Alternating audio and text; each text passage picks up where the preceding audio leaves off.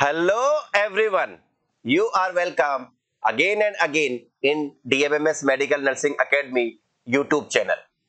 Ladies and gentlemen, सफलताएं लगातार जारी है। 2022 की तरह अब की बार 2023 की बारी है और 2022 की तरह विगत वर्षों की तरह इस बार भी हमारे सामने एक और सफल स्टूडेंट जो कि यूपीपीएससी जो एग्जाम हुआ था, जैसा कि इसने बताया बड़ा डिफिकल्ट एग्जाम था, हम इससे टिप्स जानेंगे, इसके बारे में बताएंगे। तो आज हमारे सामने एक सफल स्टूडेंट है। सो अपना परिचय दीजिए। Good evening everyone, myself Nand Kumar Chaudhary from Bharatpur. अभी हाल फिलहाल में UPPSC male nurse second grade का जो रिजल्ट आया है उसमें मैं सेलेक्ट हुआ हूं और मुझे बहुत खुशी है इस चीज़ की कि मैं खुद फाइनली सेलेक्टेड हुआ हूं। और सर से मिलने के लिए मैं बड़ा बेताब था, काफ़ी दिन से 2-4 दिन से इतना बेताब था कि सर से मुझे मिलना है। और सर ने जो मेरे को जो किया है, हर चीज़ के लिए जो गाइड किया है, और उसी गाइडेंस की वजह से मैं आज सर के साथ में हूँ और सर से मिलकर के मैं बहुत खुश हूँ। इसके लिए मैं सर के लिए धन्यवाद देना चाहूँगा। Thank you sir. ओके, नंद को रैंक कौन सी रही आपकी? सर मेरी रैंक रही थी 110वीं रैंक रही है। ओके, तो सबसे पहले तो आप इनाम के हकदार हैं। Thank you sir. ओके, तो इस एग्जाम के बारे में बताएं। यूपीपीएससी का फॉर्म कब निकला था, कितने फॉर्म गए, कितने बच्चे सेलेक्ट हुए, क्या कितने स्टेप में हुआ, कुछ यूपीपीएससी के बारे में बताएं। सर ये जो वैकेंसी थी जनवरी 2022 में निकली थी और ये इसमें टोटल पोस्ट थी 558, जिसमें ये ओनली फॉर मेल के लिए थी, क्योंकि सर इससे पहले फीमेल की वैकेंसी हो चुकी थी। अच्छा, हाँ 2021 में एक्सक्लूसिवली फॉर मेल्स। हाँ जी सर। तो जनवरी 2022 में वैकेंसी आई थी ओनली फॉर मेल्स, पोस्ट थी 558। और सर इसमें नर्सिंग इतिहास में पहली बार ऐसा कोई वैकेंसी आई जिसमें सर 2 एग्जाम थे। ओके, प्री और मेंस। प्री मतलब ये तो यार यूपीएससी की तरह, आईएएस की तरह। जी बिल्कुल। Ladies and gentleman, do not be confused. ये आजकल यूपीएससी का रिजल्ट भी आया आईएएस का, तो आईएएस का एग्जाम पास नहीं किया।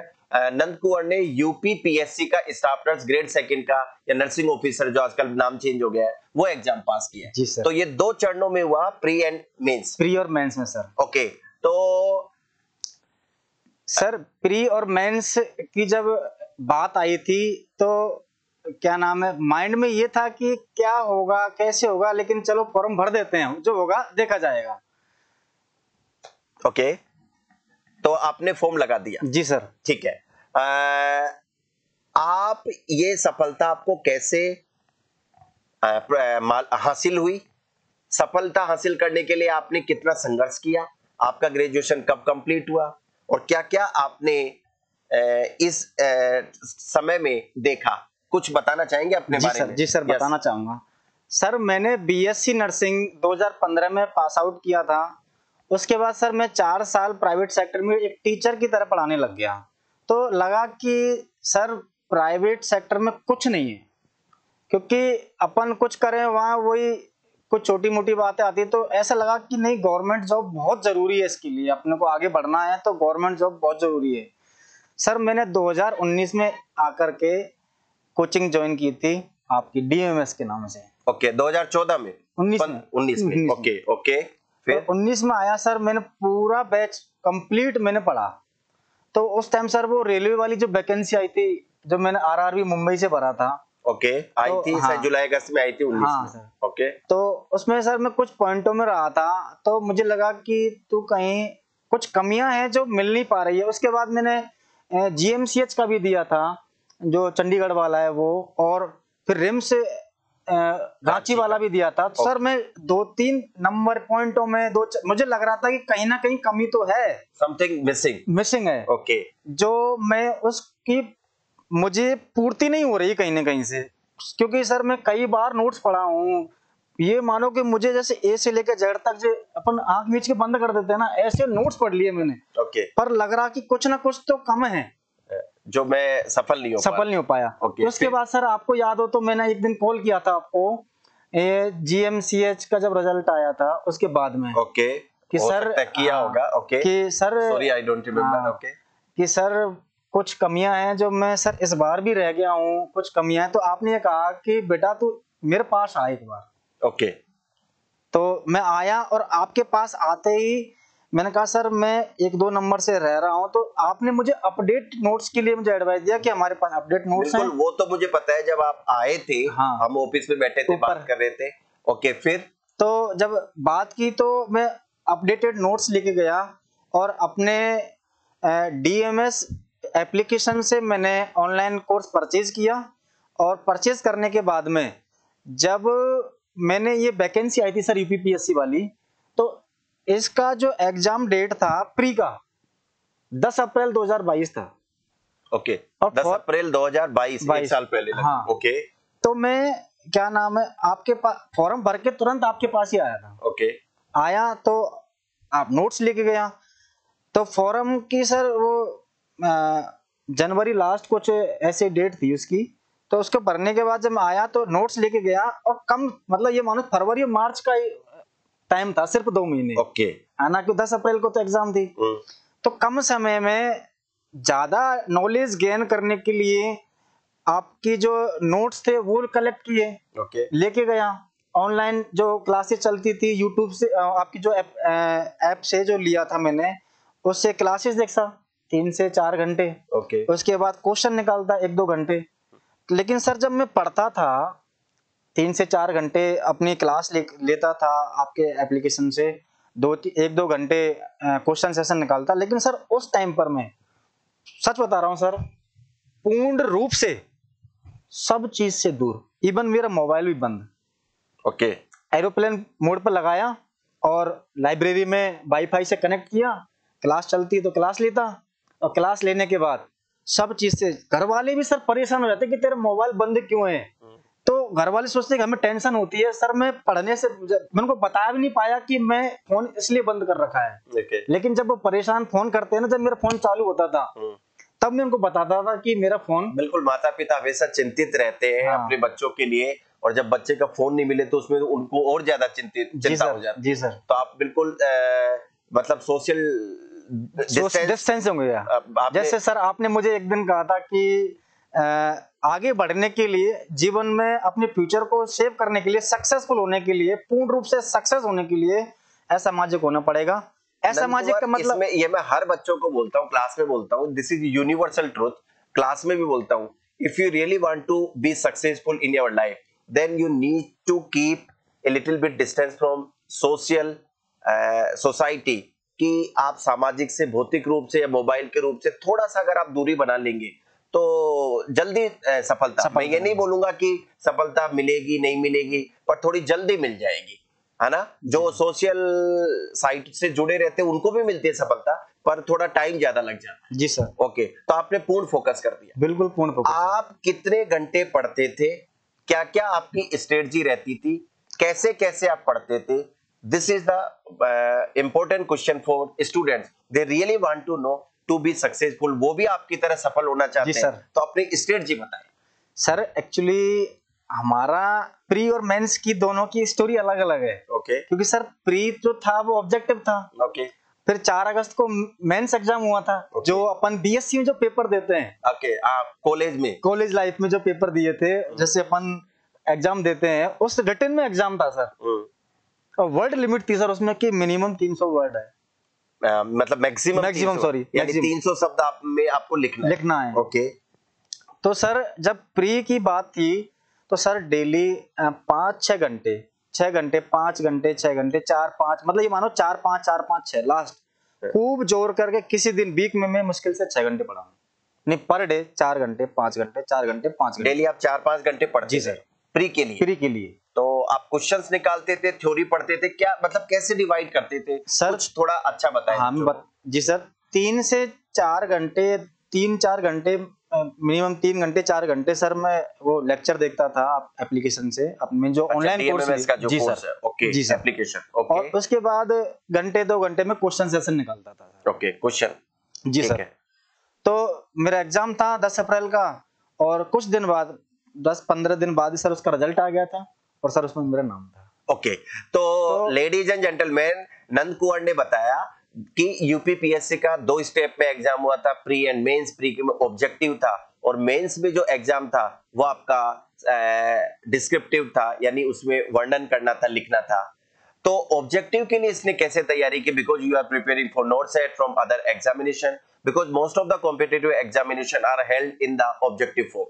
सो फॉर प्रिपेयरिंग और for preparation of objective form, यानी प्री के लिए तैयारी करने के लिए इसने 4 से 6 घंटे पढ़ाई की, 3-4 घंटे वीडियो सुन लेता था ताकि अपने आप को अपडेट, हालांकि इसने ऑफलाइन पढ़ा था पर अपडेट करने के लिए नया, क्योंकि आजकल पैटर्न बदल क्योंकि आपका गैप ज्यादा हो गया था। आपने 19 में कोचिंग की, 23 में, 22 में एग्जाम हुआ, 2-3 साल में पैटर्न बदल जाता है।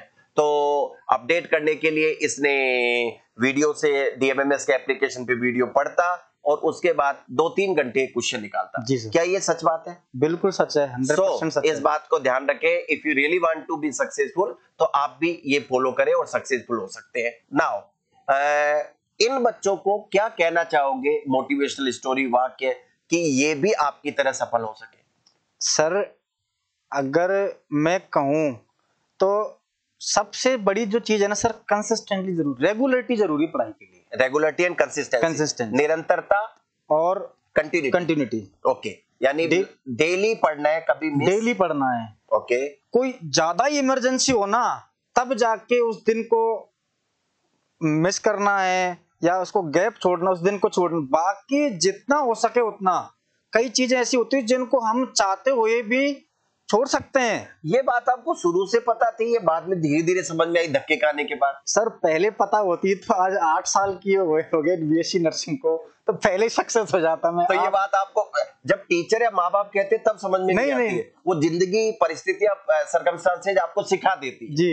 ये आपको तब पता पड़ी कि अच्छा ऐसा जुनून कब आया कि पढ़ना ही है? क्यों आया ऐसा कोई बात कि पहले आप टालते गए, आपने कहा 15 के पास आउट है, तो तब आप इतना इंटेंस नहीं पढ़ते थे, तब से आप ज्यादा पढ़ने लगे, ऐसा जुनून क्यों आया? ऐसा क्या घटित हुआ?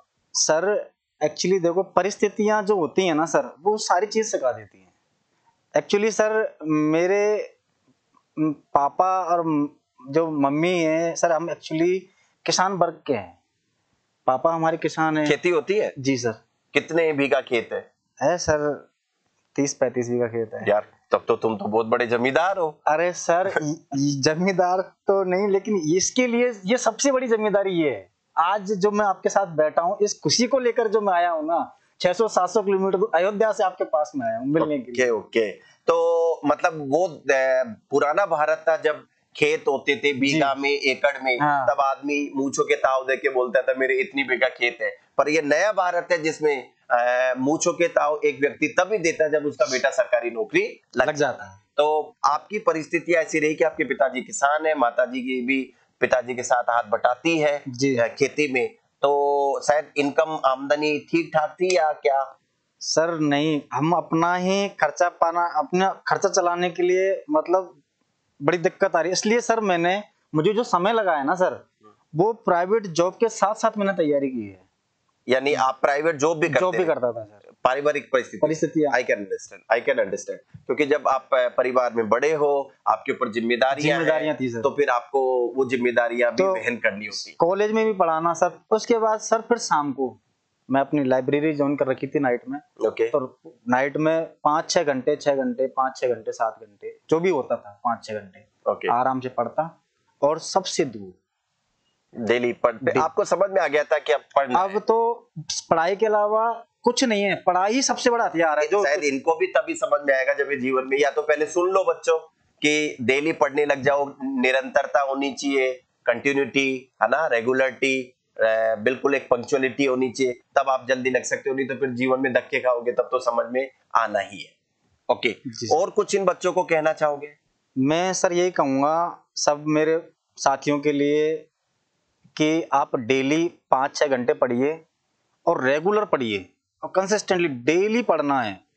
और एग्जाम जब तक ना हो, माइंड में ये मत सोचना कि हम सक्सेस होंगे या नहीं होंगे। बस आपको तो अपने कर्म करना है, सिर्फ पढ़ाई करना है और ज्यादा से ज्यादा पढ़ के जाना है। इसके लिए आपको डेली पढ़ना है। और सर मैंने जो फॉलो किया है वो आप भी कर सकते हैं। मैंने डीएमएस एप्लीकेशन से मैंने ऑनलाइन कोर्स परचेज भी किया, ऑफलाइन भी किया सर मैंने तो। बिल्कुल बिल्कुल, आपने 19 में आपने बताया, बाकी फिर आपने 21-22 में हाँ। आपने ऑनलाइन भी लिया है। जी सर। It's okay. तो उससे सर मेरी नॉलेज में गेन हुआ, कम समय में ज्यादा knowledge milli.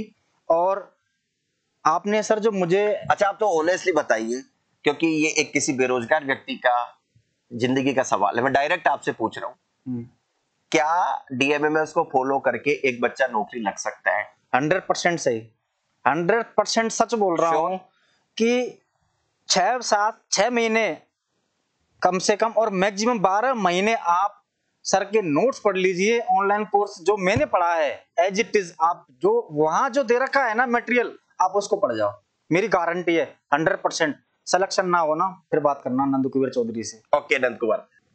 Ladies and gentleman, आज के इंटरव्यू में ये थे हमारे साथ नंद कुमार चौधरी, जिन्होंने हाल ही में आयोजित यूपीपीएससी के फाइनल जो रिजल्ट रहा, I am not speaking about UPSC, UPPSC staff nurse grade second या नर्सिंग ऑफिसर में 110वीं रैंक हासिल की है। अपने माँ बाप का, घर वालों का और रिश्तेदारों का, डीएमएमएस कोचिंग का और खुद का नाम रोशन किया है। सो हमारी तरफ से ढेरों लाख लाख बधाइयां। आप दिन दुगना रात चौगुना प्रगति करते रहे और यूं ही हंसते खेलते रहे। मिलेंगे, आपके घर पर आएंगे जरूर। सो विक्ट्री साइन के साथ हम विदा लेना चाहेंगे।